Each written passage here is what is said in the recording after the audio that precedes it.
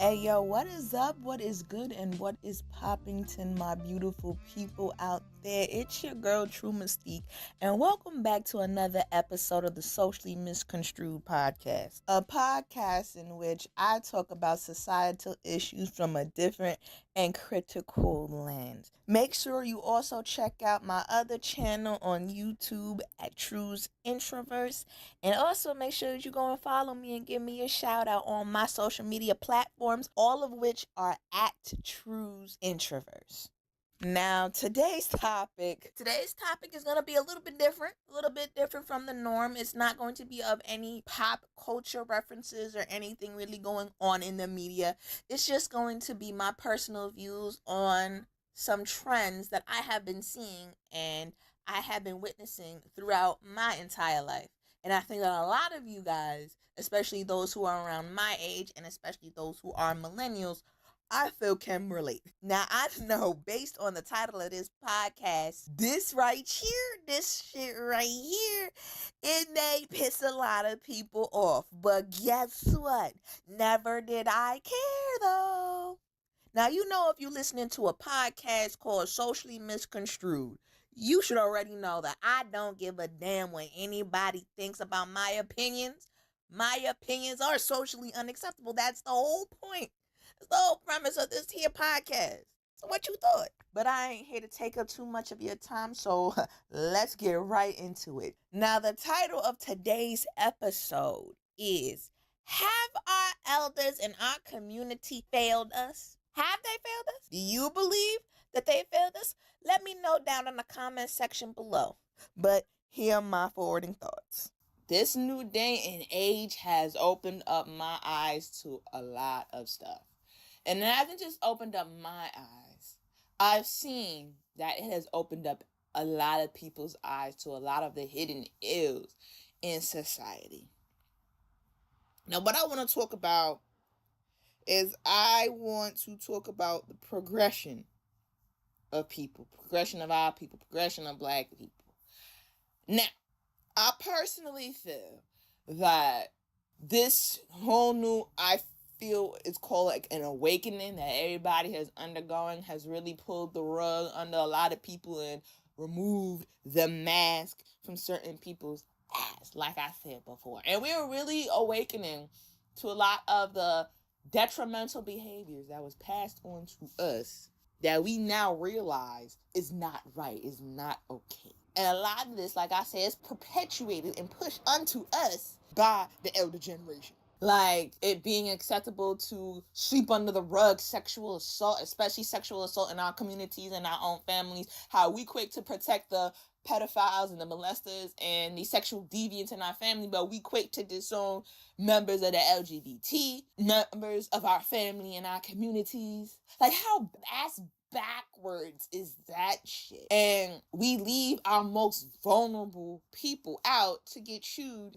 and we attack the most vulnerable, and how that becomes a cycle. And that cycle becomes intergenerational, and that is programmed into our mind. And now we as a younger generation feel, well, some members of the younger generation feel like it's acceptable for certain situations to occur.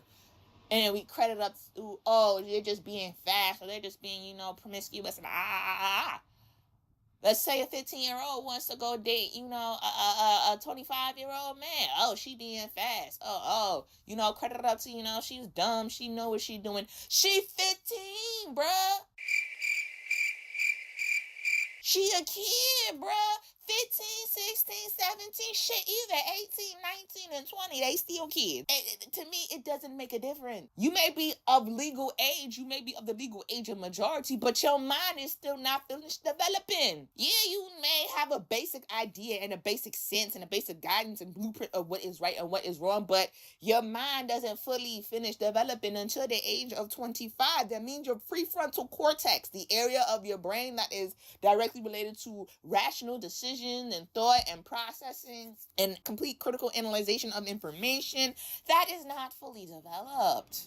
How can you hold these kids, and yes, I said kids because I still believe that they are kids at 14, 15, 16, 17, 18, 19, and fucking 20, even fucking 21, but how can you hold them with the same culpability and the same standards as adults. Shit, you don't even hold adults to that same standard that you hold your kids to.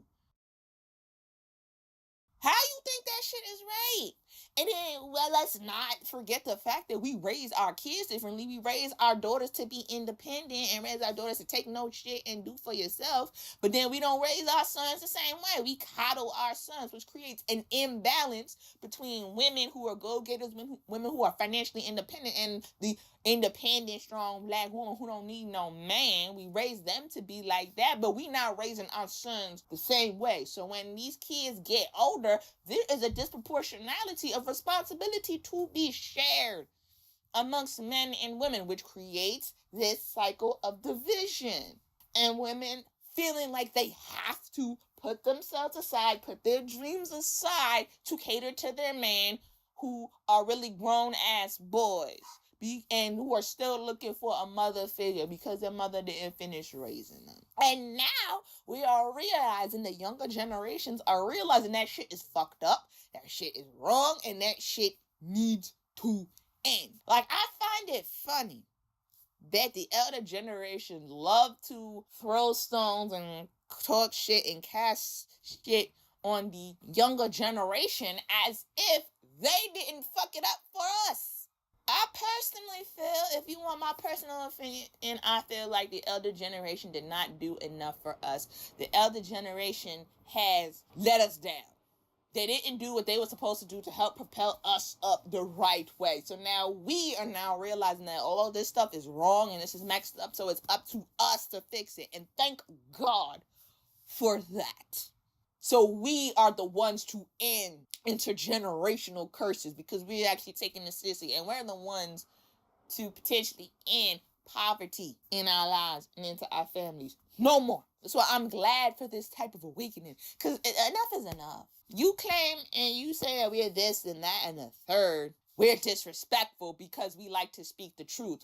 We're disrespectful because you believe that you are right because you're older and you've spent more years on this earth that you know everything. No, because it seems like y'all don't know a damn thing. Because if you really knew some shit and you really knew everything, you would know what it takes and actually do what it takes to help us propel out of a lot of the situations, especially financially and economically, that we are in. But clearly, your old ways don't mean nothing, and you really don't mean anything. It's time for a new wave. It's time for a fresh perspective, because y'all perspective ain't getting us no damn where. Nowhere.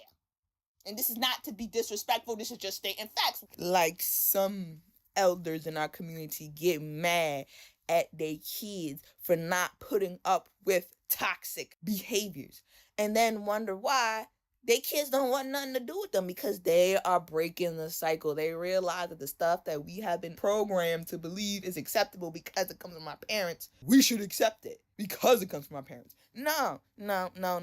If it's toxic to you, if it's dangerous to you, and if it's dangerous to your health and well-being, mentally, physically, emotionally, no, you have a right to cut it off.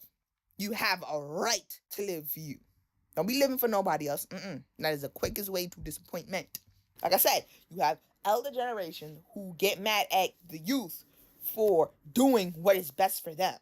Not doing what will make their elders happy, but doing what is best for them. So you get mad at them for that? Like, what? Like, you kind of hate on the younger generation.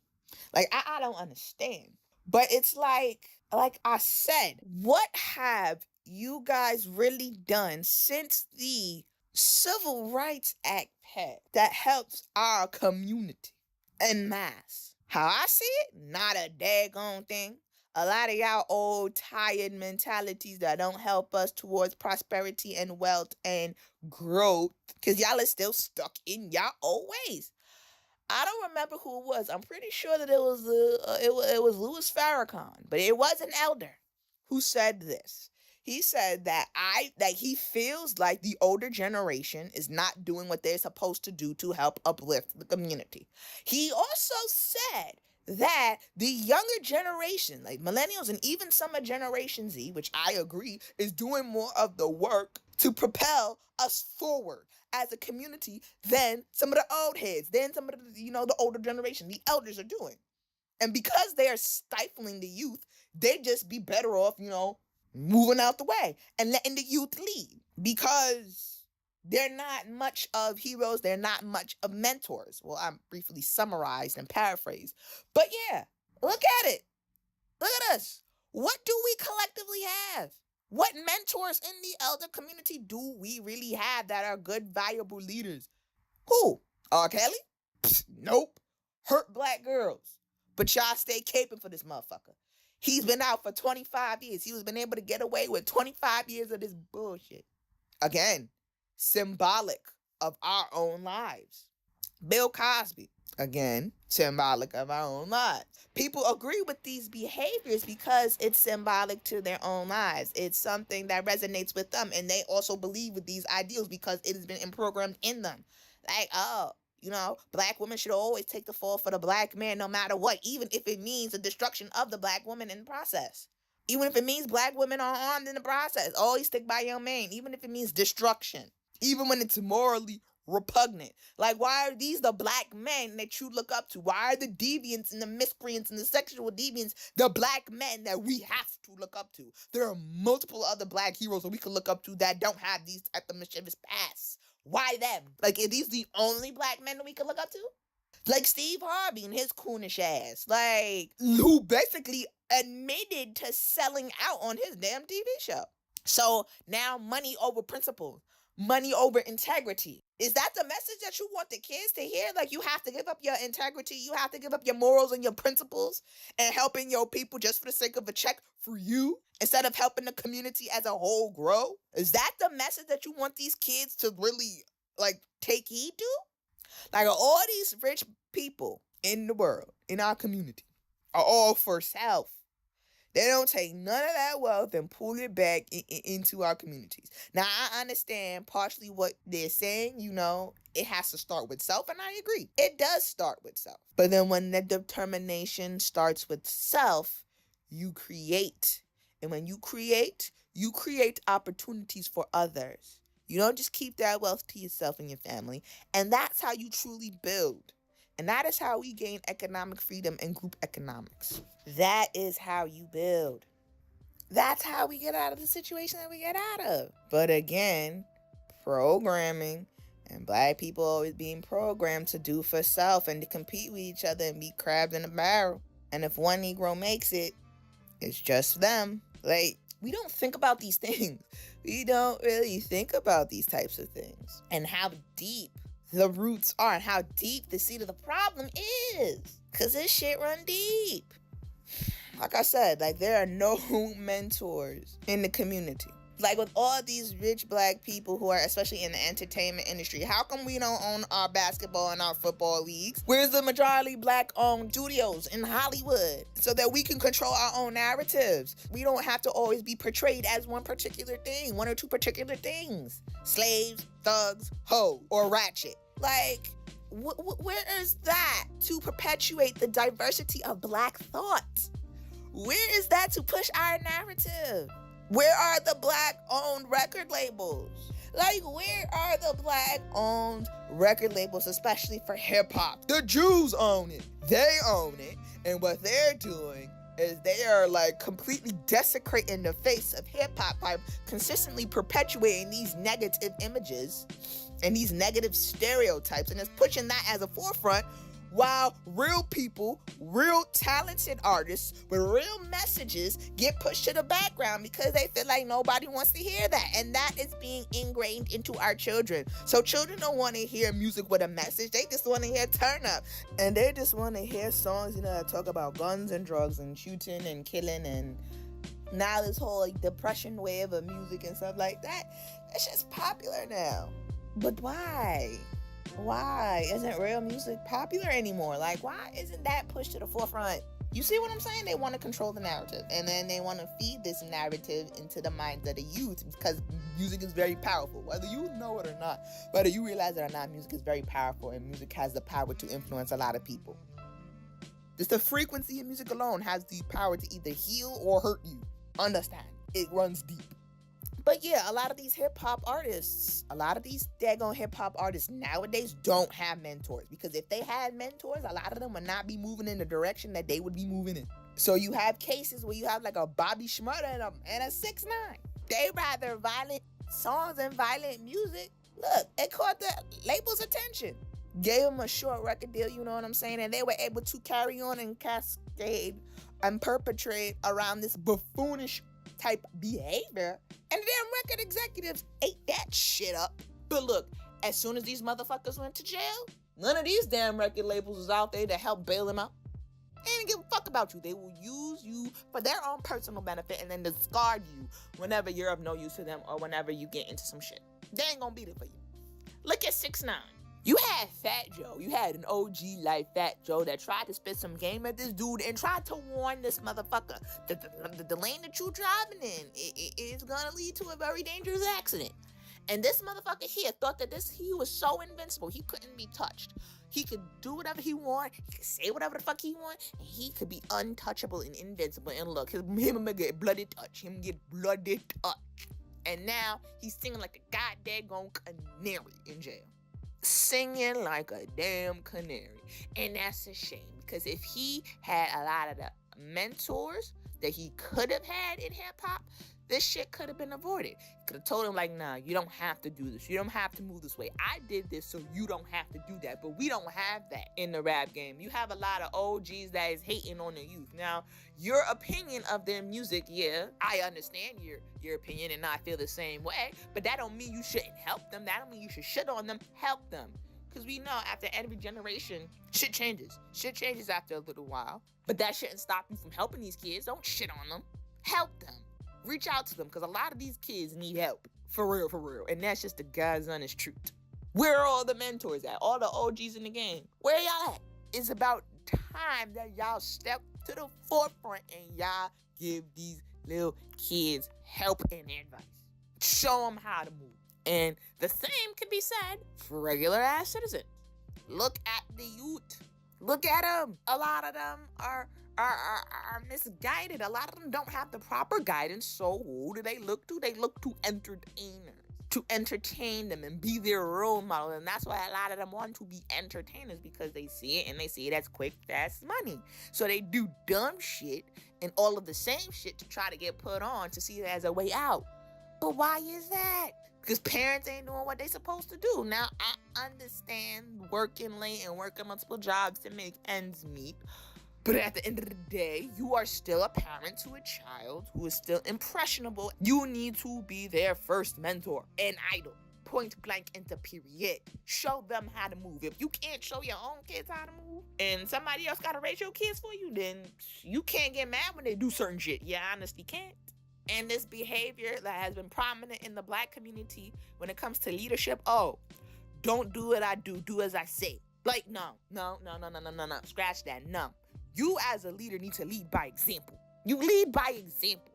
If you want your kids to emulate certain behavior, you need to lead by example, because they do what they see. So if they see destructive shit, what do you think they're going to be doing for the rest of their lives? Destructive shit because they think that shit is normal, because mommy and daddy did destructive shit, and grandma and grandpa and uncles and aunties and cousins did destructive shit. So they're going to think that that's normal. They're going to normalize behavior that shouldn't be normalized. And then again, it's going to fester, and then it's going to become a problem in their lives and intergenerationally. And we are trying to break that. But these ideals that we got, especially in the Black community, gotta go. They have got to go. It is not helpful. And if at this point you're not gonna be helpful, you're hurtful, and you got to go. You got to move out the way and let the real people, the real youth who got the real change coming about, do what they need to do. Because obviously you can't do what you need to do. And you haven't done what you need to do. But you put your life in the hands of people who don't really give a damn about you and have shown time and time again they don't really give a fuck about you. Like, I don't understand why y'all put so much faith in Hillary Clinton and Bill Clinton. You see what they do. Hillary Clinton, stealing money ass, warmongering ass. Margaret Sanger is my hero having ass. Got hot sauce in my bag, swag, pandering to the Black vote having ass. Like, is that all you see Black people as? You think that Black people are really that dumb? Really? And you see what Bill Clinton did to us. Bill Clinton, he could play the sax. He mad cool. He mad down. He the first quote-unquote Black president. We made him an honorary member of the Black fraternity. But you see what he did to Black men, right? 1994 crime bill, but we don't give a fuck about that. As long as he make us feel good, as long as he make us, he can relate to us and he make us feel good. Shit, that's all that matters. That's all we need, to give our vote. No, this buffoonery needs to die. It needs to die. It needs to end. It needs to cease. And we really need a shift, a paradigm shift, a shift in the way we do and see things. And now that change is coming. Now the wave is coming. And the wave, like I said, there are a lot of toxic and negative behaviors and views from the elder generation that I think is poison to the younger community. And I'm so grateful that I'm part of a generation who's finally waking up and finally seeing the truth for what it is. Because our parents and our grandparents and our elders, the ones that are supposed to take care of us and supposed to show us the right way, ain't doing that. Like, this is the first generation, our generation, millennials, first generation to not live as long as our parents, to not be as healthy as our parents, to probably even be worse off financially than our parents. Again, it's because our parents haven't really instilled in us the right and the proper ways to live and haven't really passed down anything of value and didn't even put in the work to do something to pass down to us that is of value. Now it's time that y'all are done. Like, if you can't be an asset to us, you a liability, and you just gotta go. And unfortunately, it is sad to say that this is just where the state of us are. Like, we are sick, and we as a younger generation know that something is wrong. We see the world with a fresh lens, and we know something not right. And we are literally harming ourselves because we cannot deal with the fact that just something isn't right. And the other generation is just not listening. Why you think you got so many kids that's killing themselves at higher and higher rates? Why you think you got all this drug use? That was pushed forward by our parents, by the way. Just saying. But, come on. We got to do better. And like I said, now is the time. Now is the time to enact real change. And I think we will be the generation that actually know how serious it is to invoke change within ourselves so that we can grow as a community. Like, I'm working on some shit, and I know a lot of other people might be working on some shit to invoke real change. So, don't just talk about it. Be about it. You feel me? Do what you gotta do so you can help contribute and uplift one another. Okay? So, thank you so much, everybody, for listening. Thank you guys so much for tuning in. So let me know what you're feeling in the comments section below. Do you agree with me? Do you believe that the elders could have done more to secure the bag and secure the future for the younger generations? Or do you believe that our problems that we're currently facing are completely our fault and we need to do more? Either way, let's have a good discussion down in the comment section below. Let's engage in civil discourse, people. We can agree to disagree, but let's just not be disrespectful, okay? So thank you guys so much once again for watching. Be sure to follow me on all social media websites at True Mystique. Be sure to give a like, comment, subscribe, or even share this video if you find this video of use or any entertaining, informational, whatever. And until next time, it's your girl True Mystique. I'm out. Peace.